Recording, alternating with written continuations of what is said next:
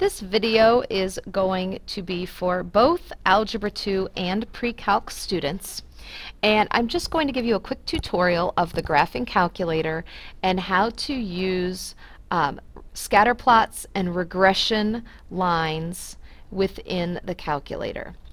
So the first thing that's going to happen is if you're going to create a scatter plot or you have a set of data, you need to enter that into basically like a table format, an X list and a Y list in your calculator. The place to do that is in this Stat button. And the way I remember it's in the Stat button is when I think of looking at data and a set of data as in a table format or however it's given, it reminds me of statistics. And so that's why I always remember to go to the Stat button. Within the Stat button, you have an option to edit. And when you edit, you'll notice you have some lists. Now, I will tell you, if for some reason you are not seeing L1 and L2 kind of as your first lists, then at some point they may have been deleted, and I would recommend going into your memory and resetting it. Once you reset your memory, your lists will all back appear. One reason your lists may have disappeared in the first place is they could have gotten deleted. A way to delete lists, which you don't want to do this, is if they're highlighted and you hit delete, they totally disappear. Now you can clear lists out so that you have a fresh list to start with. For example, notice my L1 and L2 have some data entered. If you want to just clear this out, you hit clear and then enter, and that will get rid of any entries that are already in those lists. So think about doing that. I am actually going to use the data that's in my L1 and L2 lists right now. I'm going to see if there's anything below my 22, and there's not. So this is it in terms of the data. If you want to pause your screen and get this same data entered, so you're doing this along with me, you can. I'm going to just continue assuming it's already entered. This is actually an Algebra 2 example that we have been working on in class, so pre-calc this might be a little different for what you saw in class. If I want to see what this looks like, I need to turn one of my stat plots on. Right now it's off, so I can go in and I can click enter on. You can choose the type of plot you want to do. Obviously we're on a scatter plot, which is this first option. We've got, this tells you where your X's and Y's are. Should be defaulting to L1 and L2. Since there are other lists, sometimes you might need to change these lists to L3, L4, etc. If you look above your 1, your 2, your 3, your 4, you'll see that's where if you hit second 1, second 2, second 3, etc., you would get L1, L2, and L3 to pop up. And then you can also change how you see your points, whatever you feel like. Now, you could technically hit graph at this point. Now, depending on the values that are in your table, you might see your graph show up right away in a normal window. You might need to change your window, or there is a special zoom function. It's actually zoom 9 because it's zoom stat, and that will automatically fit your window to the data that you've entered. So that's a great little piece there. So we can see that this is looking like it's forming a straight line, and a nice thing that we'd like to do is to be able to have the equation for this straight line. In order to get my equation, I'm going back into my stat button, so back to where I entered my data to begin with. However, this time I'm not editing a list, I'm going to do a calculation with my list. And now you have to pick the calculation you want to do. Now, in Algebra 2, we're going to be primarily focusing on linear regression, and that's what majority of our problems are going to be. Realize if you're in pre-calc, we are going to have a lot more options available to us, and it's just going to really depend on the set of data we're looking at. For example, in class today, you guys did a quadratic regression. Down the road, we might see cubic quartic, and if we keep scrolling, there's a lot more different types that we can study. This particular problem, like I said, is linear. So we're going to hit enter. Now right now on your calculator is where you may see a different screen pop up. If you have an unupdated calculator, like mine obviously is, this is your screen right now.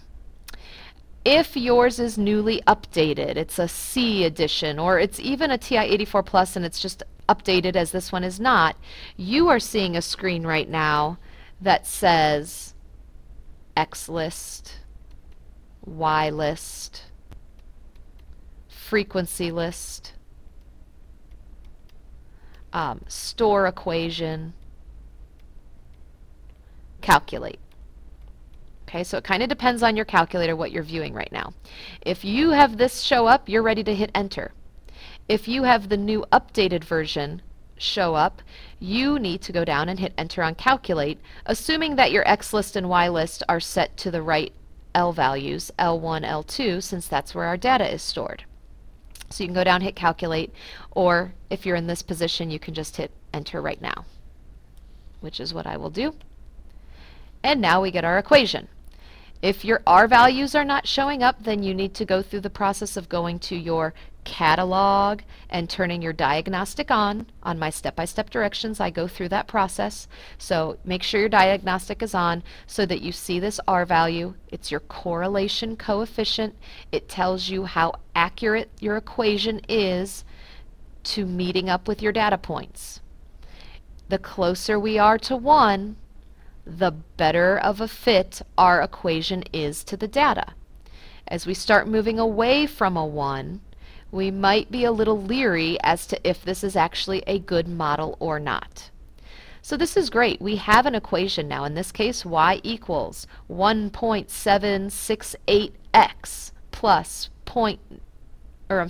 plus 40.725 if we do a little rounding. So you're going to want to round these numbers, but these get inserted into your model equation. So you have a linear function to look at. After you have an equation to model your scenario, I can ask you various questions about the scenario. I might ask you something about an x value, or I might even ask you something about a y value, and you should be able to manipulate that equation to find the correct answer. Another way to answer questions about this particular scenario at this point is to actually have the equation into your y equals and have it graphing through here, and we can manipulate our graph and our table the way that we've been learning in class. Now, sure, you could copy your equation into here right now manually. You might have to do a little bit of going back and forth from the home screen. Something you may notice is this was rounded out a lot. You guys get lazy a lot of times and you only want to go out 1 or 2 decimal places as opposed to the 10 that we actually have here. This is going to be more accurate if we use the whole thing. It's almost like we should have a copy and paste button that gets this right into our y equals. And there is, it's just not called copy and paste in the calculator. So I'm going to walk you through this step-by-step process. It's actually step 8 on the step-by-step directions I gave you. And here's how it works. We want to, again, calculate a linear regression model, option 4.